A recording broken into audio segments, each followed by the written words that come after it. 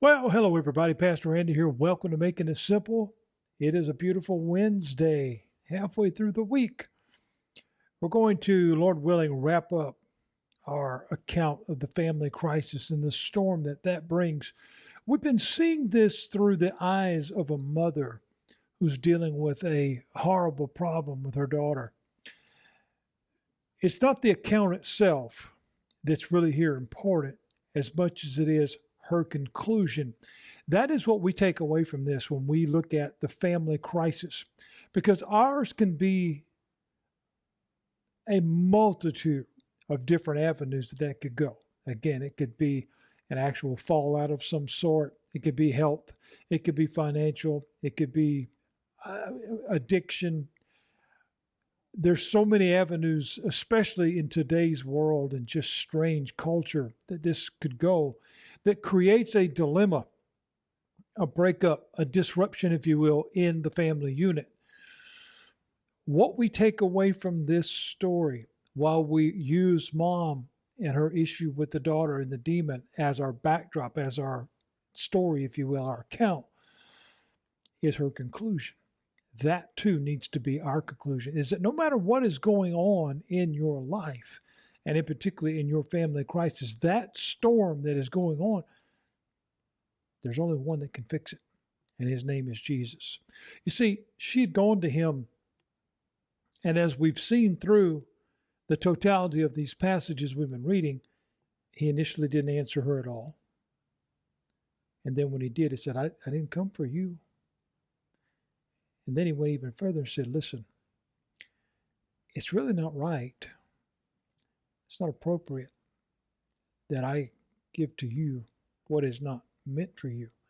I can't give you the bread meant for one group, because it would be like giving it to the dogs. Now I'm paraphrasing there a little bit. I explained to you why that statement sounded so harsh and so awful, but how it related culturally and societally at that time.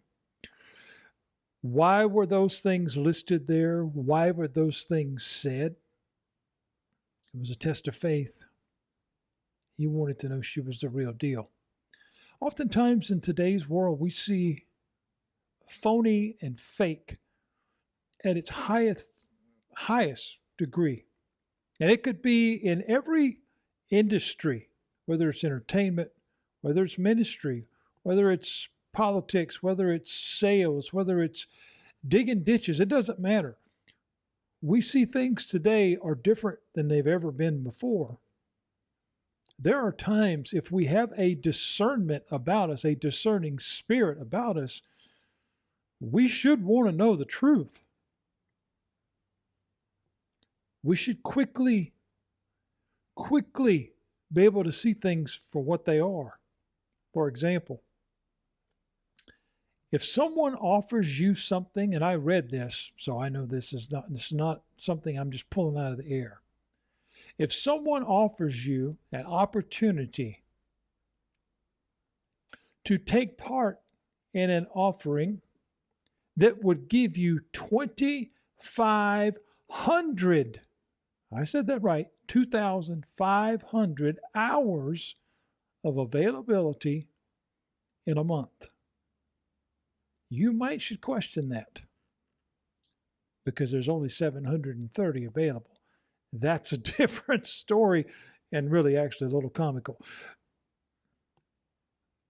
Jesus knew her heart, but she needed to know her heart. So the testing there was not for Jesus to determine her real or not real, but rather she needed to know it for herself. Oftentimes the tests that come about in our life are not because the tester is necessarily trying to find out. They've already seen whether you've got it or not. You need to know. You need to be able to believe in your ability. And that's exactly what we see here. See, she didn't turn away even at what one would assume and maybe even read into as being a cruel statement or a mean-hearted or cold-hearted statement. See, she didn't feel rejected. even though it certainly felt like it certainly would appear that way on the surface, but rather what she realized is that the supposed rejection wasn't the end. All hope was not lost. We talked about this yesterday as we ended the broadcast yesterday, because her hope was in Jesus. Her hope was not in tradition. Her hope was not in religion. Her hope was not in religion or rituals or anything that had been passed down. Her hope was not in societal cultures that had been created. Her hope was not in some rules that somebody had come up with. Her hope was in Jesus. So she proclaimed to him, she said, Lord, recognizing who he is, she said, Lord, help me. Help me. That is a word of surrender. That is a word saying, I can't do this. I'm asking for your assistance. I am asking for your help, because she knew he was able. She knew he could do this. He saw her true heart. She saw her true faith, because while the words sounded like words of rejection, the words sounded like words of just get away from me, that's not what she heard. She saw deeper than that. She saw beyond the surface. She saw the life underneath the ocean. We see the surface, but if you see what's underneath it, it's a whole entirely different world. That's what she saw in her faith. This is the one. He is the one. So her response to him, they'd not really had much conversation at this point. It'd been her listening. And he said, it's not right to give to you what is meant for the children and give it to the dogs. And she said, yes. Yes, Lord. You speak truth. What she was saying was, I know that is the cultural norm today. I realize that that is exactly how society sees me. That is where I fit into. That is what I would be called. I'm not denying anything that you're saying. But even the dogs will eat the crumbs that fall from the table. What was she saying? This is what she was saying. I'll take anything I can get. Any blessing that you will send my way, I'll be grateful for, even if it's a crumb, if I can get the help that I need for my little girl. You see, what she was saying was, I'm in a crisis. I'm in a storm. And you're the only one who can fix this. And I know that. You see, friends, she didn't give up. Many today, at the very first, and I mean literal first sign of resistance or difficulty, they just turn and go the other way. They just say, "Oh, the heck with it. It's just not worth it. I'm just not gonna fight this battle. It's just not worth it." She saw this crisis that she was in because it was personal. It meant something to her. She saw this for what it was. And for her, it was real. And for her, her daughter and her wellness was worth everything. She did this, as I said yesterday, even at her own demise, at the chance of rejection, ridicule, mocking, whatever. She didn't care. She was willing to keep pressing forward because the crisis she was in, the storm she was in that pertained to her child, it was worth it. Jesus answered her again upon her reply of, I'll take anything. Even the dogs will take the crumbs. Jesus answered her one more time, and he said to her, O woman, great is your faith. I can assure you, and I wasn't there, and this is not reading between the lines. This is as a person of faith and having felt the presence of God. This was the greatest compliment she had ever received in her life. It wasn't about beauty. It wasn't about a title or position or known whatever notoriety in the public. No, he said to her, "You're real. Great is your faith." So I want us to stop for just a moment and think about this. Consider, if you will, the storm that you're in, or maybe one that you've been, or the preparation that we're making for the next one. If we examine ourselves, and it's really important that at times we do that, if we will examine ourselves, think about what he said to her. "Oh, woman, great is your faith." Would he say that to you? I have to think about that. Would he say that to me? Great is your faith. You're the real deal. You held on. You really do believe. Your heart is incredible. Is that what God would say to you? Is that what he would see? How do we handle the storm? How do we deal with when it comes? Do we say, "Lord, help me"?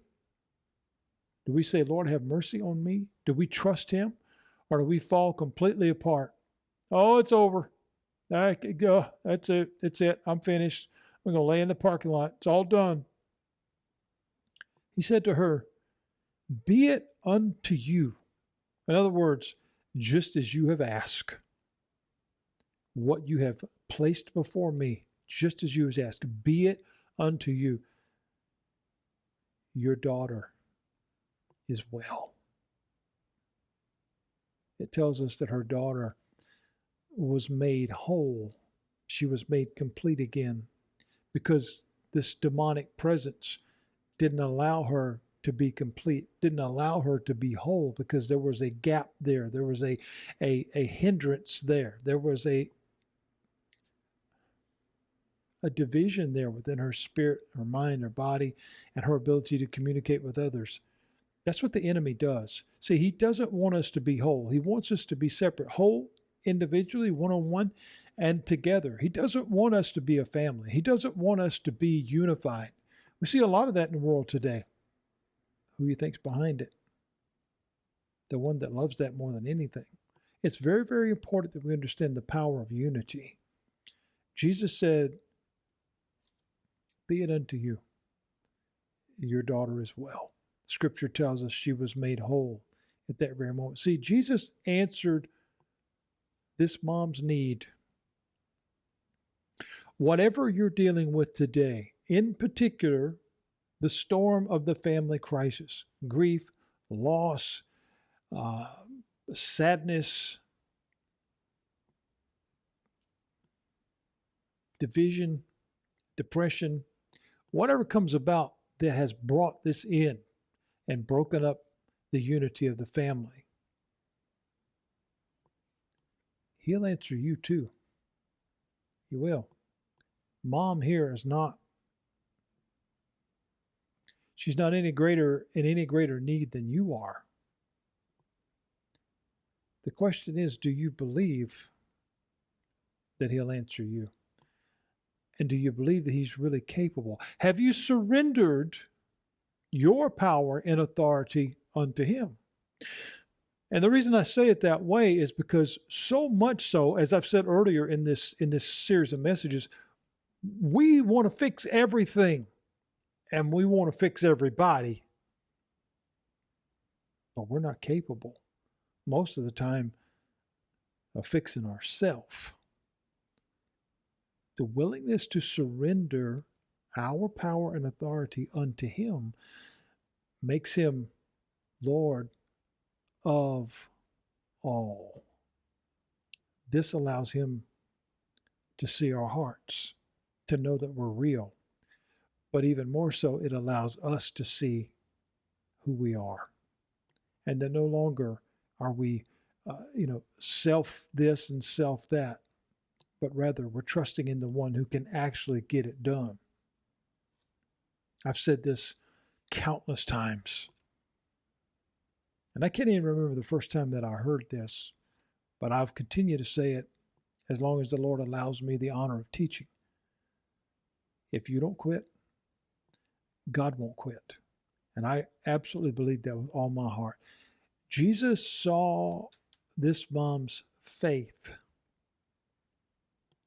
not her looks, not the way she wore her hair, not how much she cried, not how much she begged. He saw her faith, her willingness to believe. And he called it great. He said, great is your faith. You see, friends, faith tested in the storm prepares us to handle the next one. Because we may have entered the first one unprepared, but if we'll let him show us the way, when the next one comes, we'll be ready. It doesn't prevent it from coming. Just like Scripture says, no weapon formed against you will prosper. That doesn't say the weapon's not going to be formed. It doesn't say the weapon's not going to be used. He says it shall not prosper. Doesn't prevent the storm from coming. Doesn't say you're not going to go through it. But he says you'll make it. Truth and doubt, they don't go together. Trust and doubt, they don't go together either. So like the old great song would be, a dear friend of mine who's gone on to be with the Lord used to sing, trust and never doubt. God, he'll work it out. Lord willing, tomorrow we're going to go into the last part of this series on storms. And we're going to look at the storm that comes about when others are against us. We're going to look at the life of Daniel and see what that means, how that applies to us today in this ever divisive world when many are against everybody and everything, and see what God says about that and how we can weather that storm and again come out of it on the other side. God bless you. Thank you for joining with me in this great opportunity and I don't take this lightly. Having this opportunity to come before you as much as I can. I try to do it every day, Monday through Friday, on making it simple, to provide you with my heart and the content that Scripture gives us to show you there is an answer to anything that you're dealing with in life. And his name is Jesus. I pray with all my heart that you know him today. If you don't, all you got to do is ask. The invitation's already been given. He said, come and follow me. Are you willing to do that? It'll change your life forever. God bless you. I'll see you tomorrow.